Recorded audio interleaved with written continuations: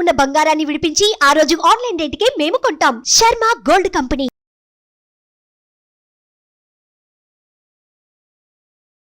నమస్కారం, సుమన్ టీవీ ప్రేక్షకులకు స్వాగతం. ప్రస్తుతం మనతో పాటు ఉన్నారు శ్రీచక్ర పీఠ వ్యవస్థాపకులు, అలాగే ప్రముఖ జ్యోతిష పండితులు, మనందరికీ సుపరిచితులైనటువంటి డాక్టర్ ప్రదీప్ జోషి గారు మనతో పాటు ఉన్నారు. ఈ క్రోధినామ సంవత్సరం 27 నక్షత్రాల వారికి ఏ రకంగా ఉండబోతుంది ఏంటనే విషయాన్ని తెలియజేసేందుకు గురుగారు నమస్కారం. శ్రీమాత్రే నమః.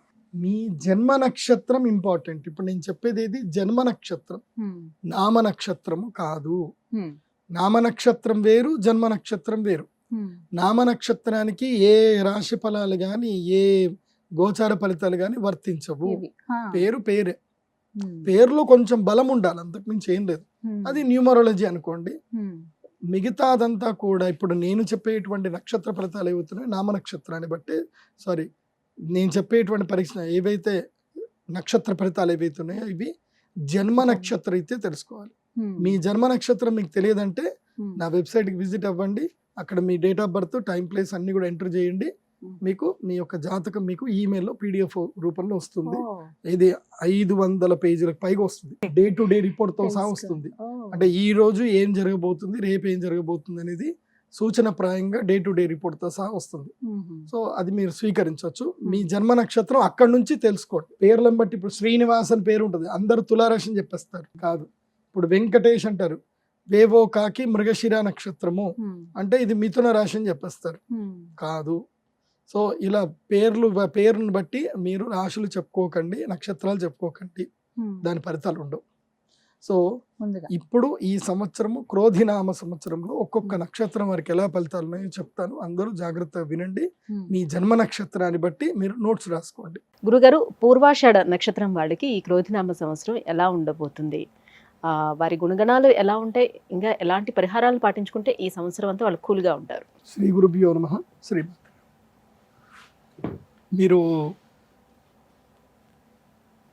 మీరు కూల్గా ఉంటారు అని అడిగారు కదా, వీళ్ళ లక్షణమే కూల్గా ఉండడమే వీళ్ళ లక్షణం.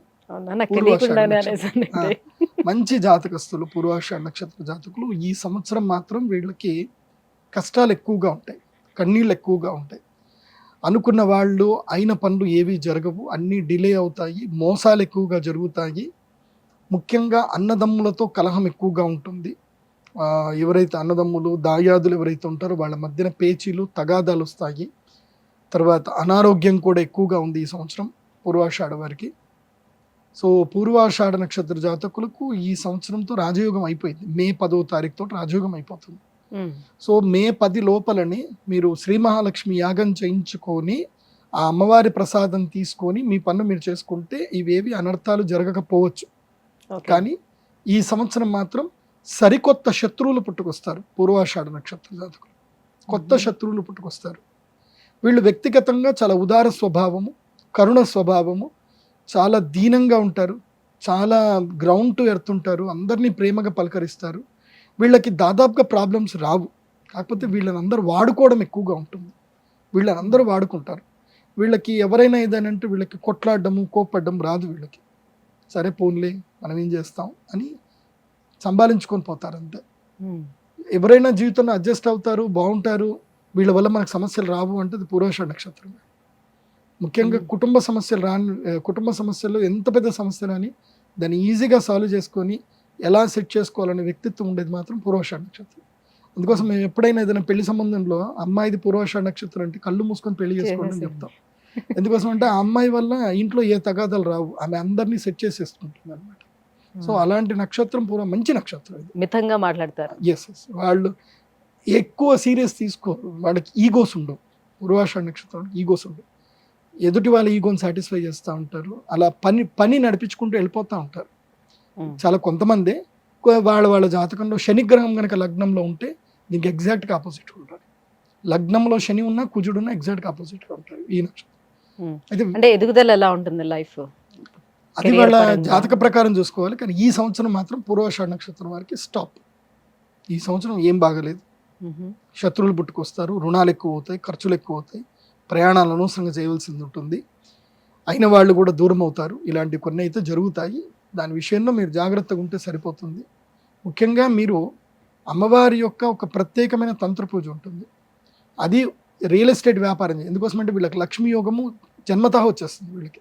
పూర్వాషాఢ నక్షత్రం వాళ్ళు ఎవరు కూడా బిలో పావర్టీ ఉన్న వాళ్ళు ఎవరైతే ఉండరు నాకు తెలిసి. వీళ్ళకి జన్మతః లక్ష్మీ యోగం ఉంటుంది వీళ్ళకి. వీళ్ళ దగ్గర డబ్బులకు ఎప్పుడు కొదవ ఉండదు, అది గుర్తుపెట్టుకోండి. డబ్బులకు కొదవ ఉండదు, వీళ్ళు ఎక్కడుంటే అక్కడ డబ్బు వచ్చేస్తూ ఉంటుంది. సో కానీ ఈ సంవత్సరం ఆ డబ్బు ఏదైతుందో నిరర్థకంగా వ్యర్థమైతే ఏదైతే ఉంటుందో అది జరగొద్దు అని అంటే మీరు కమలాత్మిక తంత్రము అనే ఒక పూజ ఉంటుంది. కమలాత్మిక తంత్రము, అదేవిధంగా భువనేశ్వరి తంత్రం. నాకు తెలిసి మోస్ట్ ఆఫ్ ద ఫిల్మ్ ఇండస్ట్రీలో ఉండేవాళ్ళు, తర్వాత డైరెక్టర్సు, ఆ తర్వాత రియల్ ఎస్టేట్ వ్యాపారస్తులు, వాళ్ళంతా కూడా పూర్వాషాఢ నక్షత్రంలో నాకు ఉన్నారు తెలిసిన వాళ్ళు. కొంచెం ఫిల్మ్ స్టార్స్ కూడా నా క్లయింట్స్ ఉన్నారు. కాకపోతే నేను నా ఫిల్మ్ స్టార్స్ ఎవరు నా క్లయింట్స్ ఉన్నారో నేను ఎక్స్పోజ్ చేయను. ఎందుకోసం అంటే అది చూసి నా దగ్గర రావద్దు, నన్ను చూసి రావాలి. కానీ ఎవరో ఒక ఫిల్మ్ స్టార్ వచ్చి నాతో ఫోటో దిగాడు, నా దగ్గర జాతకం చెప్పించుకున్నట్టు నువ్వు నా దగ్గరకు వస్తే నా వాల్యూ ఏముంటుంది?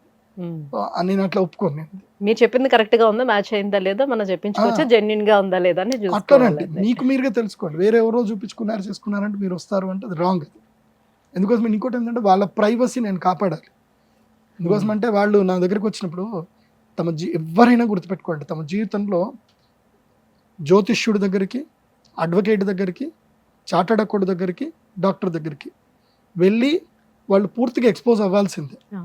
ఎక్స్పోజ్ అవ్వకపోతే వాళ్ళ జీవితంలో ఏం దొరకదు, వాళ్ళకి కెరియర్ దొరకదు. ఓకే, సో వాళ్ళు మా దగ్గరికి వచ్చి ఎక్స్పోజ్ అవుతారు. కాబట్టి వాళ్ళ భయం ఏంటంటే వచ్చినప్పుడే ప్రామిస్ చేసుకుంటారు, గురూజీ నాతో ఫోటోలు దిగకూడదు, నేను మీ క్లయింట్ అని ఎవరికి చెప్పకూడదు అని వాళ్ళు మొదలే ప్రామిస్ చేయించుకుంటారు. ఎందుకోసం అంటే షేర్ చేసుకుంటారు కదా. మళ్ళీ ఎవరన్నా వస్తారు, ఆయన వచ్చాడు కదా ఏంది అని నన్ను అడుగుతారు. సో నన్ను అడిగినా నాకు కూడా ఇబ్బందే, కాబట్టి నేను ఎక్స్పోజ్ చేయకపోవడమే కరెక్ట్ కదా. అది కాబట్టి పూర్వాషాఢ నక్షత్ర జాతకులు ఈ సంవత్సరము తప్పకుండా శమీ వృక్షములు అని ఉంటాయి. శమీ వృక్షం అంటే జమ్మి చెట్టు, ఒక 11 జమ్మి చెట్లు, ఒక 50 రావి చెట్లని, 50 కానీ 100 కానీ రావి చెట్లని కానీ ఎక్కడైనా అడవిలో వెళ్ళి ఈ జూలైలో ఆగస్టులో పెట్టండి. ఇప్పుడు ఎట్లా హరితహారం అని చెప్పి ఇక్కడ తెలంగాణలో కేసీఆర్ గారు చేసేవాళ్ళు, మళ్ళీ ఇప్పుడు ఈ సంవత్సరం వీరు కూడా చేస్తారనుకుంటాను. కాబట్టి హరితహారంలో మీరు కూడా జాయిన్ అవ్వండి. ఒక 100 రావి చెట్లను కానీ మర్రి చెట్లను కానీ పెట్టండి. ఎక్కడైనా సరే మీ పొలంలో పెట్టుకున్నా పర్వాలేదు, ఏదైనా అడవిలో వెళ్ళైనా పెట్టండి తప్పకుండా. ఆ పెట్టినప్పుడు ఏం చేయండి అంటే అక్కడ పెద్దగా గుంత తీసి వాటర్, వర్షం పడ్డ నీళ్ళు అక్కడ సేవ్ అయ్యేటట్టుగా ఏదైనా ప్లాన్ చేయండి, బాగుంటుంది. ఇంకా ఏమైనా దైవారాధనలు ఏమైనా చేసుకోవాల్సిన అవసరం ఉంటుంది? దైవారాధన చెప్పాను కదా, కమలాత్మిక తంత్రము అమ్మవారికి సంబంధించిన ఒక అద్భుతమైన శక్తి దశమా విద్యలో. ఆ కమలాత్మిక దేవికి ఇప్ప పువ్వులతో హోమం చేయాలి. దానికి ఒక యంత్రం ఉంటుంది, ఆ యంత్రమండలం వేసి చేయాలి. అది చేస్తే వీళ్ళు ఎట్లయినా అదృష్ట జాతకులే, దురదృష్టం వీళ్ళని ఇబ్బంది పెట్టకుండా ఉంటుంది. ధన్యవాదాలు గురుగారు. సుమన్ టీవీలో మీ పర్సనల్ అండ్ బిజినెస్ ప్రమోషన్స్ కోసం కింది నెంబర్కి కాంటాక్ట్ చేయండి.